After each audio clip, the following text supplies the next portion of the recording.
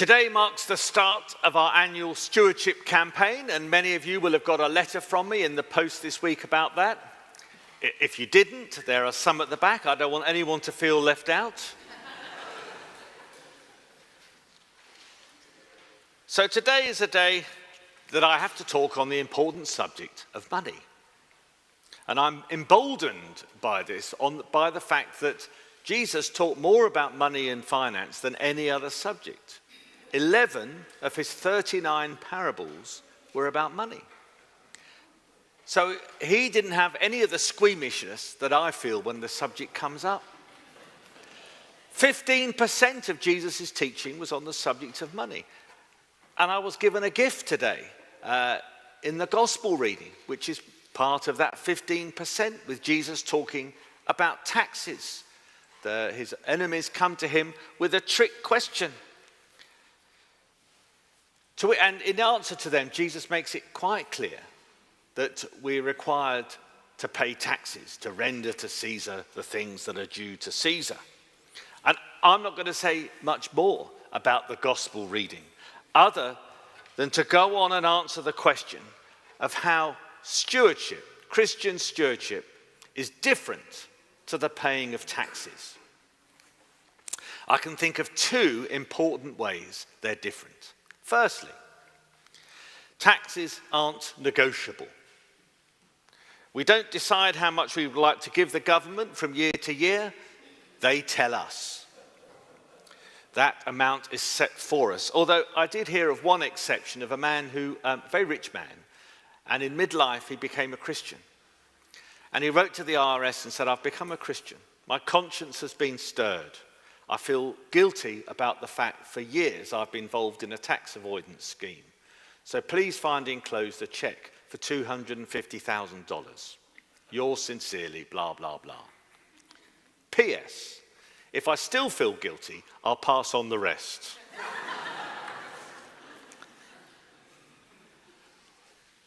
Most of us don't decide what we pay in tax, but we do decide what amount and percentage of our income we'll give away. Last week I was talking on the subject of values, and I ended with a challenge that we write a list of our top 5 values. And I have another challenge this week, which actually might be a dangerous exercise. I invite you to write next to those top 5 values the amount of time and money that we put into those things we've identified as our top 5 values. We might find if we're really valuing the things that we want to be valuing. I asked that question of the church budget when I was preparing the sermon this week, and it's clear when one looks at the church budget that we value people. A very high percentage of our income goes towards paying our staff team. That team is very talented and very stable. The team's the same size as when I arrived 7 years ago, but it costs us a lot more money to pay them. Not just because staff costs, as all costs, have gone up, but also that we've chosen to invest in our staff and our people because we value them.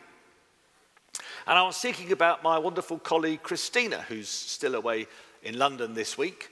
There's very, very few churches, Episcopal churches, in our diocese who could have afforded to take on a newly ordained person. But those of you who know her, I'm sure will think of what a wonderful investment that was and how we've seen her blossom over her time with us. It's clear from our budget too that we value music and work with children and outreach.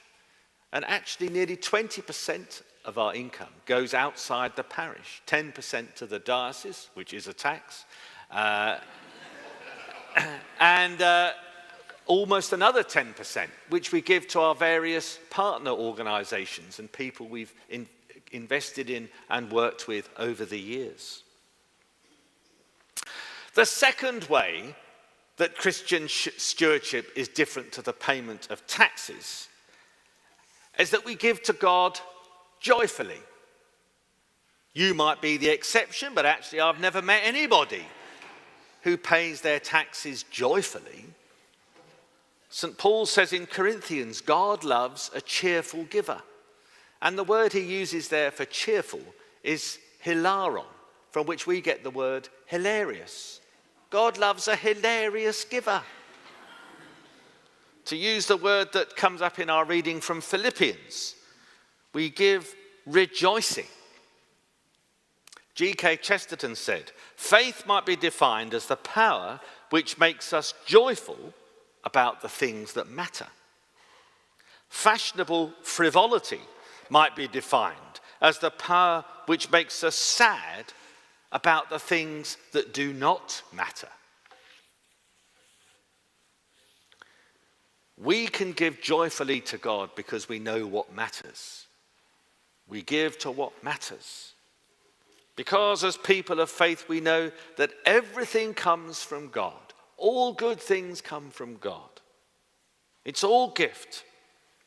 We're a grateful people, and our stewardship campaign this year is rooted in gratitude.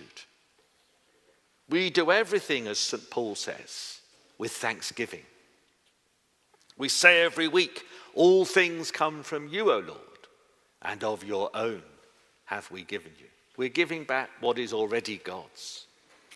And it's liberating to discover that everything belongs to God and that we don't actually own anything. We're merely stewards of what God has given us. Because if we think that we own our wealth, the irony is that it will end up owning us.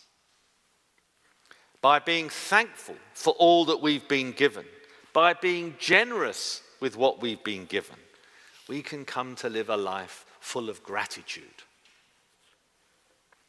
There was once a little boy who got his hand stuck in a very expensive antique vase. And his parents couldn't get it out. They tried everything, soap, the lot. So they said, right, well, that's it. We're going to have to smash the vase. We'll have one more go. So they said to the boy, Johnny, we're going to have one more go. Can you straighten your fingers? He said, well, I can't do that because then I'd lose hold of the penny.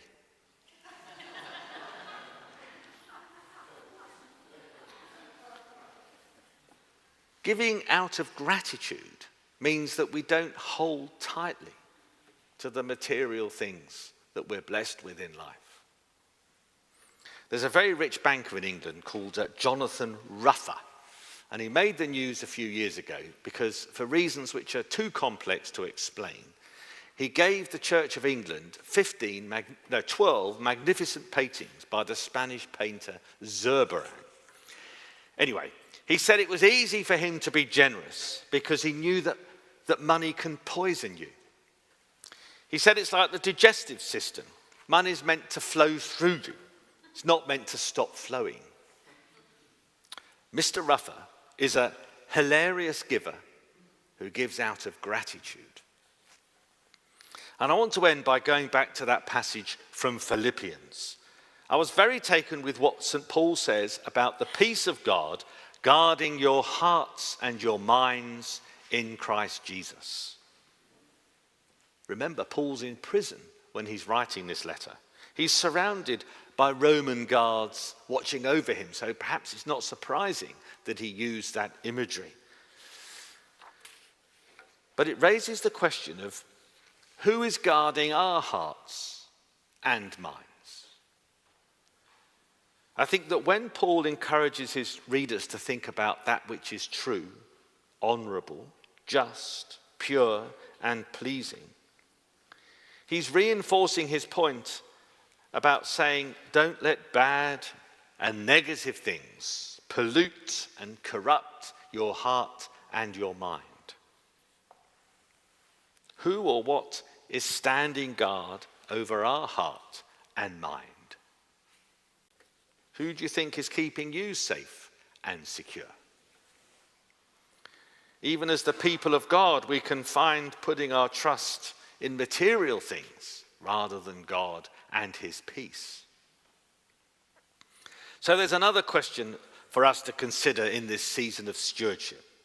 As well as reflecting on how and what we do with our time and our treasure reveals our values, we can think also about the guard around our heart and our mind? Are we trusting in God's peace? Amen.